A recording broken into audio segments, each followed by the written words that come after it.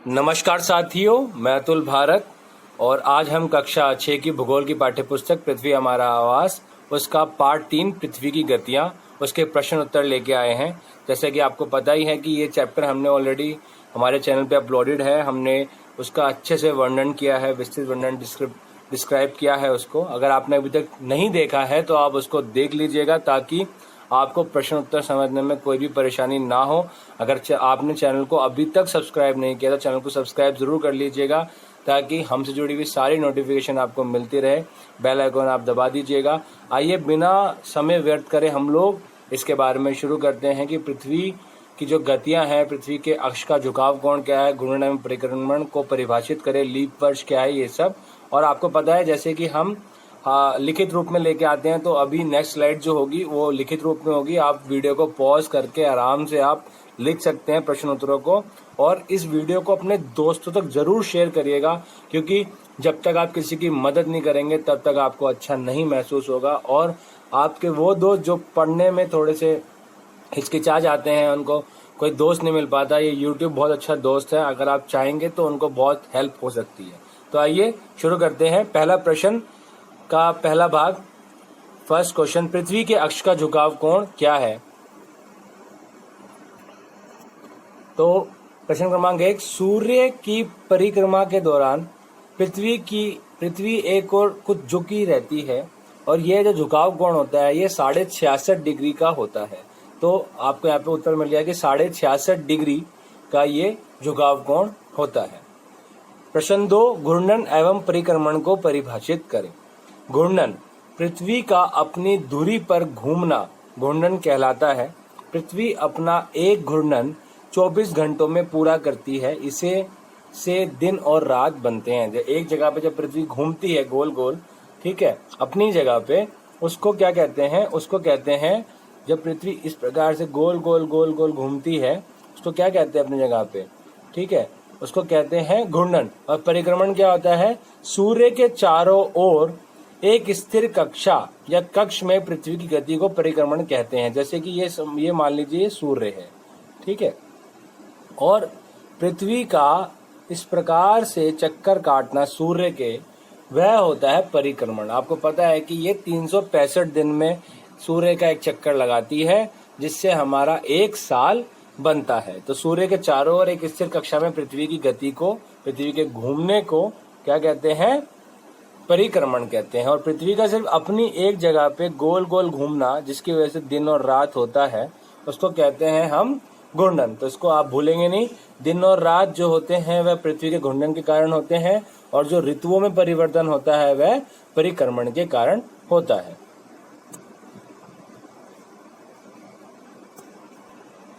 तो लीप वर्ष क्या है? उत्तर एवं दक्षिण आयनांतों में अंतर बताइए। विषुव क्या है? इन सब सारे प्रश्नों के उत्तर आपके सामने है। आप वीडियो को पॉज करके आराम से आप देख के लिख सकते हैं। यह वह वर्ष होता है जिसमें फरवरी माह, मतलब जो फरवरी मंथ होता है, जो फरवरी महीना जो होता है, जो दूसरा महीना होता है साल का, उसके 28 दिनों के स्थान पर 29 दिन का वह महीना होता है। उसमें एक दिन एक्स्ट्रा होता है। आपको पता है चौथे साल में ये एक दिन जुड़ जाता है। इस प्रकार लीप वर्ष में 365 दिनों के स्थान पर 366 दिन होते हैं। लीप वर्ष प्रत्येक 4 वर्ष के बाद आता है। आपको पता है कि जब पृथ्वी एक सूर्य का चक्कर काटती है तो उसको 365 दिन और 6 घंटे लगते हैं। तो आपको पता है 6 घंटे का एक दिन तो बना नहीं सकते।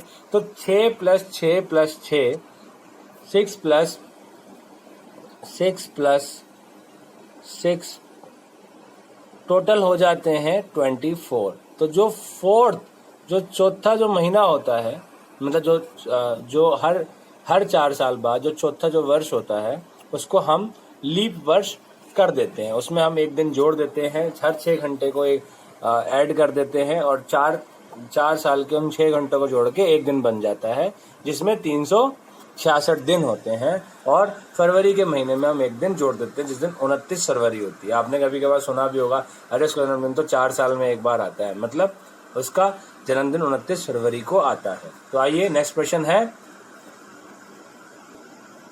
उत्तर एवं दक्षिण आयनांतों में अंतर बताइए। ठीक है, तो अब मैं आपको बताता हूँ। जो उत्तर आयनांत होते हैं उसमें 21 जून को उत्तरी गोलार्ध में सबसे लंबा दिन तथा सबसे छोटी रात होती है। ठीक है, ये उत्तरी गोलार्ध की बात हो रही है जहां पे हम लोग रहते हैं। जबकि इसी समय दक्षिणी गोलार्ध में सबसे छोटा दिन तथा सबसे लंबी रात होती है।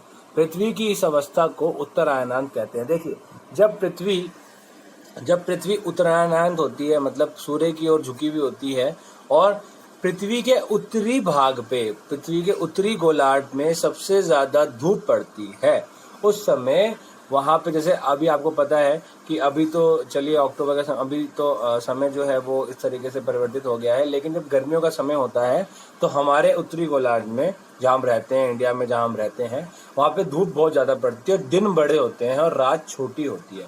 तो आपको समझ में आ जाना चाहिए कि अभी ये उत्तरायणांत की स्थिति है। ठीक है, और इस समय जिस समय पृथ्वी पे हमारे उत्तरी गोलार्ध में दिन बड़े होंगे, दक्षिणी गोलार्ध में वहां पे दिन छोटे होंगे, क्योंकि वहां पे सूर्य की रोशनी उस समय कम समय के लिए पड़ेगी। अब दक्षिणायनांत में इसी प्रकार से होता है कि जब दक्षिणायनांत होता है सूर्य, तो 22 दिसंबर को दक्षिणी गोलार्ध में सबसे लंबा दिन तथा सबसे छोटी रात होती है। आपको पता होगा कि 22 दिसंबर के टाइम पर जब ठंड होती है, क्रिसमस का जब टाइम होता है, क्रिसमस की जो छुट्टियां हमारे यहाँ पड़ी होती है, तब दिन कितना छोटा होता है, लेकिन कहाँ होता है, वो उत्तरी गोलार्ध में छोटा होता है। ठीक है, और दक्षिणी गोलार्ध में वहां दिन सबसे बड़ा होता है। तो आपको याद रखना है कि अगर उत्तरायणांत की स्थिति आएगी तो आपको याद रखना कि उत्तरी गोलार्ध में दिन बड़े होते हैं और रातें छोटी होती है। जब दक्षिणायनांत बोला जाए तो दक्षिणायनांत मतलब ठंड के समय में, 22 दिसंबर के समय में दक्षिणी गोलार्ध में दिन बड़े होते हैं और रातें छोटी होती है, और इसके समय, जबकि इसी समय उत्तरी गोलार्ध में सबसे छोटा दिन तथा सबसे लंबी रात होती है। पृथ्वी की इस अवस्था को दक्षिणी आयनांत कहते हैं।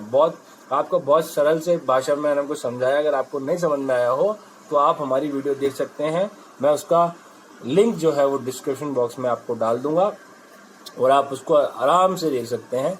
और कोई भी परेशानी हो कमेंट बॉक्स में जरूर लिखिएगा। आइए नेक्स्ट क्वेश्चन की तरफ चलते हैं हम। विषुव क्या है?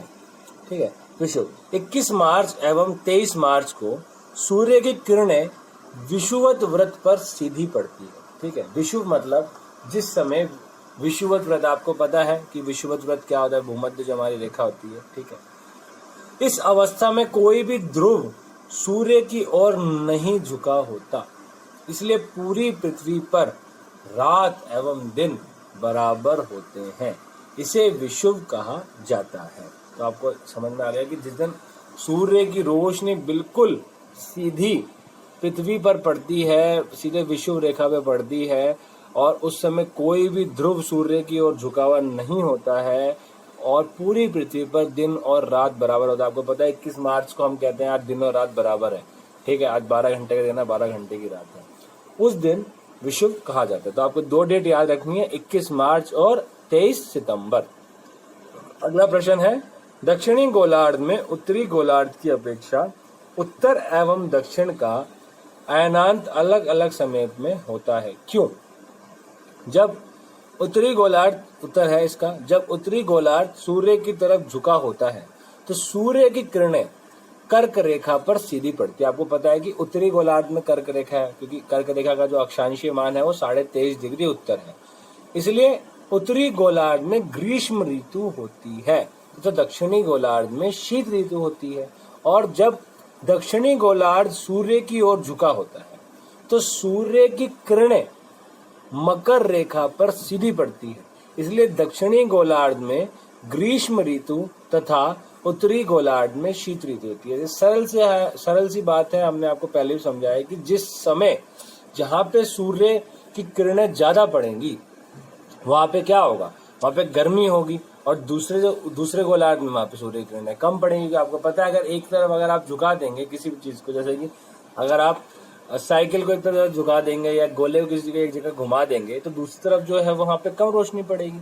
तो आप इस चीज को समझ सकते हैं कि एक तरफ ज्यादा झुकाव का मतलब है दूसरी तरफ झुकाव कम होना और वहां पे रोशनी का कम पड़ना।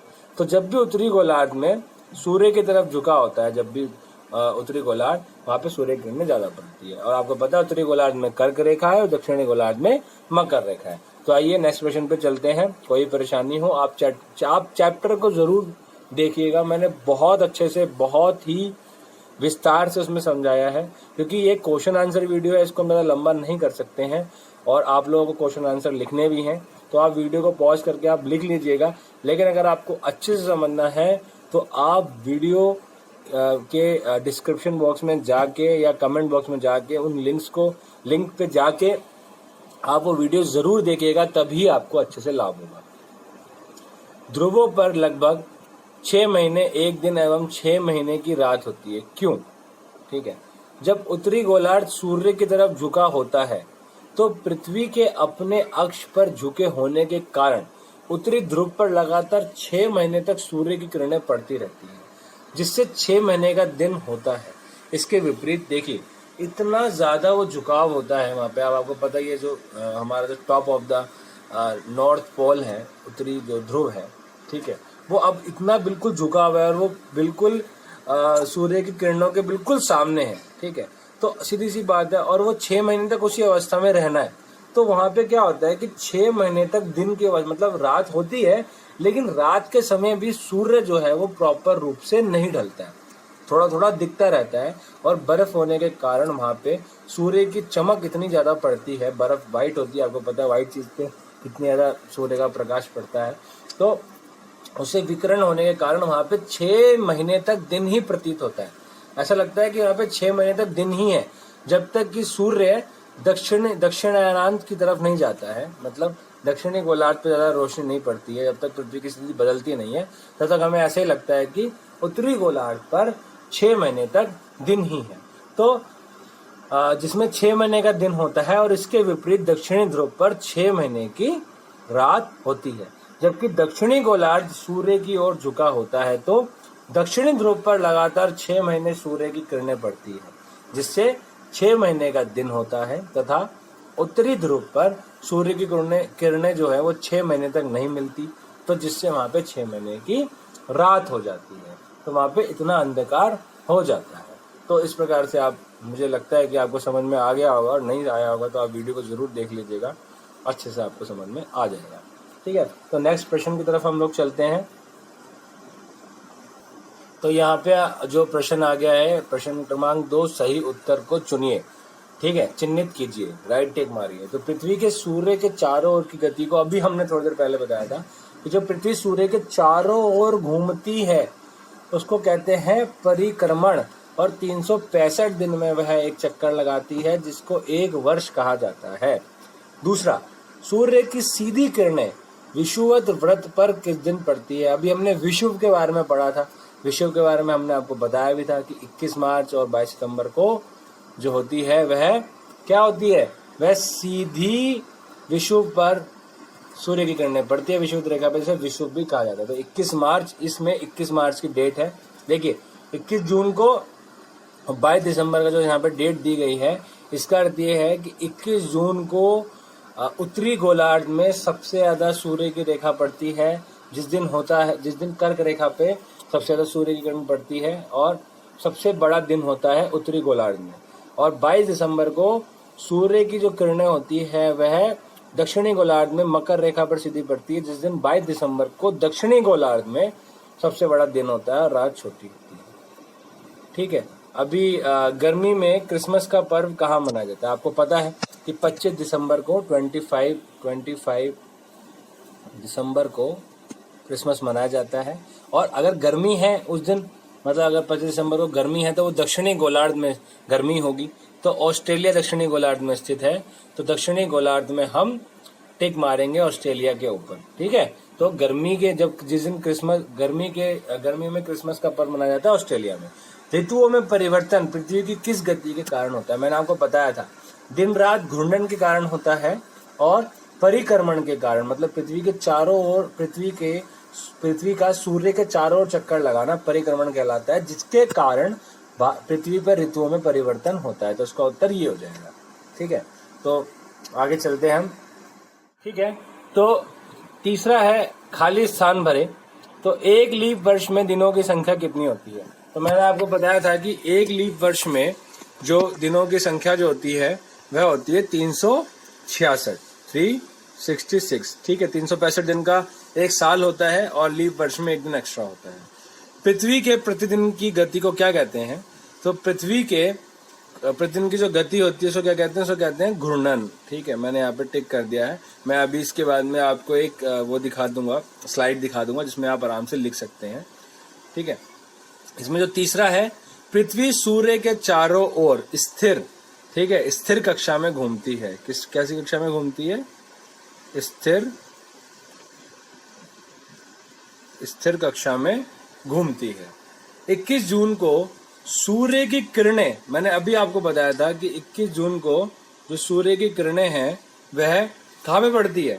मैंने अभी आपको बताया था वह पड़ती है कर्क रेखा पे। कहाँ पे पड़ती है? कर्क रेखा पर, ठीक है। और 5वां, डैश ऋतु में दिन छोटे होते हैं। तो आपको पता है कि शीत ऋतु में दिन जो होते हैं वह छोटे होते हैं, ठीक है। तो यहाँ पे मैं आपको एक बार स्लाइड दिखा देता हूँ ताकि आपको कोई भी परेशानी ना हो। प्रश्न क्रमांक 3 के इन 5 भागों की स्लाइड ये आपके सामने है, आप देख लीजिए और लिख लीजिएगा, ठीक है। तो ये आपके सामने हमने स्लाइड कर दी है और यहाँ पे एक तरीके से प्रश्नों के जो हमारे उत्तर है वह 2 प्रश्न और रह गए हैं, मैं वो आपको दिखा देता हूँ, ठीक है। पहले का 366 दिन, फिर घूर्णन, एक दिन की गति को, और स्थिर कक्षा में घूमती है, कर्क रेखा पे 21 जून को सबसे ज्यादा धूप पड़ती है, और शीत ऋतु में दिन सबसे छोटे होते हैं और रातें बड़ी होती हैं। तो यहाँ पे आओ कुछ करके सीखते हैं। पृथ्वी के अपने अक्ष पर झुकाव को दर्शाने के लिए एक चित्र बनाइए, ठीक है। तो जो चित्र है ये मैं आपको दिखा देता हूँ। इसी चैप्टर में सबसे ऊपर एक चित्र है और आप उसको आराम से देख सकते हैं। सबसे पहला जो पेज है, देखिए यहाँ पे आप देख सकते हैं इसको। हाँ, तो पृथ्वी के अक्ष का झुकाव तथा कक्षीय समतल है ये, और इस झुकाव को यहाँ पे प्रदर्शित किया गया है। आप यहाँ पे देख सकते हैं कि पृथ्वी में कर्क रेखा, विषुवत रेखा, मकर रेखा किस प्रकार से है, और पृथ्वी के कक्षीय समतल पर लंब और उत्तर ध्रुव और दक्षिण ध्रुव इस प्रकार से झुके हुए होते हैं। और जो ये आप यहाँ पे देख सकते हैं कि जो ये एरिया है, ठीक है, यहाँ पे 66.5 डिग्री का कोण बनता है और ये 23.5 डिग्री की तरफ इस तरीके से यहाँ पे थोड़ी सी झुकी हुई होती है। तो अभी हमने कोण के बारे में बात की थी और यहाँ पे पता लगा था कि इतने इलाके में ये इतना कोण बनाती है। इसी प्रकार इसलिए यहाँ पे जब सूर्य की जो किरणें होती है आप यहाँ पे देख सकते हैं, ठीक है, जब पड़ती है तो उत्तरी ध्रुव पे इस प्रकार से पड़ती है और दक्षिणी ध्रुव पे थोड़े कम इलाके पे पड़ती है, ठीक है। तो आइए हम नेक्स्ट प्रश्न की तरफ चलते हैं। अगला जो प्रश्न है, देखिए ये बड़ा महत्वपूर्ण है। मैं आपको एक चित्र दिखा देता हूँ, ठीक है। इस चित्र में आपको बहुत कुछ सीखने को मिलेगा कि इस प्रकार से सूर्य को आप देख सकते हैं कि इस प्रकार से झुकी हुई होती है, ठीक है। पृथ्वी आप देख सकते हैं कि इस प्रकार से झुकी हुई होती है, ठीक है, गोलार्ध की अपने एक तरफ झुकी हुई है। और जब आप यहाँ पे देखिए, जब उत्तरी गोलार्ध पे धूप ज्यादा पड़ रही है, ठीक है, तो उत्तरी गोलार्ध में ग्रीष्म ऋतु है और दक्षिणी गोलार्ध में शीत ऋतु है। तो उत्तरायणांत और 21 जून का समय यहाँ पे दिखाया गया है। और इधर देखिए जैसे जैसे समय आगे बढ़ेगा और यहाँ पे क्या आ गया, शरद ऋतु की तरफ आ गया। तो 23 दिसंबर को एक तरीके से थोड़ा मतलब वसंत ऋतु कहाँ पे कह सकते हैं आप? वसंत ऋतु आप वहां कह सकते हैं जहाँ पे दक्षिणी गोलार्ध में वसंत ऋतु आती है ग्रीष्म ऋतु से पहले, और यहाँ पे शरद ऋतु आना शुरू हो जाती है। देखिए ना, आप उत्तरी गोलार्ध जो है अब वहां पे धीमे धीमे करके जो धूप की किरणें है वो कम होती जा रही है। और देखिए अब यहाँ पे 22 दिसंबर का दिन है और उत्तरी गोलार्ध में शीत ऋतु आ गई है और दक्षिणी गोलार्ध में ग्रीष्म ऋतु आ गई है, क्योंकि अब उत्तरी गोलार्ध का जो हिस्सा है, ठीक है, उत्तरी गोलार्ध का जो हिस्सा है वह उस पर धूप की किरणें कम पड़ रही है और दक्षिणी गोलार्ध के हिस्से पे ज्यादा पड़ रही है। और फिर से 21 मार्च का दिन आ गया है यहाँ पे, ठीक है। और अब वसंत ऋतु यहाँ के लिए शुरू होगी। कहाँ के लिए शुरू होगी वसंत ऋतु?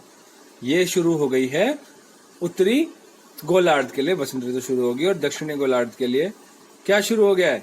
दक्षिणी गोलार्ध के लिए अब शरद ऋतु शुरू होने लग गई है, ठीक है। तो यहाँ पे अभी आपको समझ में आ गया है। देखिए यहाँ पे एक प्रश्न था, आओ कुछ करके सीखिए में, जिसमें प्रश्न 2 है, प्रत्येक महीने की 21 तारीख को होने वाले सूर्योदय एवं सूर्यास्त के समयों को स्थानीय समाचार पत्र की सहायता से लिखित तथा निम्नलिखित के उत्तर दीजिए। किस महीने के दिन सबसे छोटे होते हैं? देखिए मैंने आपको बताया था कि यहाँ पे दिसंबर जो महीना होता है उसके दिन सबसे छोटे होते हैं। कहाँ पे? उत्तरी गोलार्ध में, ठीक है। दिसंबर के महीने में रातें बड़ी होती हैं और दिन छोटे होते हैं, ठीक है। लेकिन आपको पता है कि जून के महीने में उत्तरी गोलार्ध, जो दक्षिणी गोलार्ध होता होगा, ठीक है, वहां पे दिन छोटे होते होंगे, ठीक है। वहां पे जो होती होगी वहां पे रातें बड़ी होती होंगी। इसी प्रकार से जो बा है, तो दूसरा क्वेश्चन है, किन महीनों में दिन एवं रात बराबर होते हैं। देखिए ये दोनों के लिए सेम है। मार्च और सितंबर महीने में, चाहे वो उत्तरी गोलार्ध हो चाहे वो दक्षिणी गोलार्ध हो, वहां पर मार्च और सितंबर के महीने में दिन एवं रात जो होते हैं वे बराबर होते हैं, ठीक है। क्योंकि वहां पे आपको पता है कि विषुवत रेखा पे मार्च के महीने में और सितंबर के महीने में सीधी रेखा, सीधी सूर्य की किरणें पड़ती है।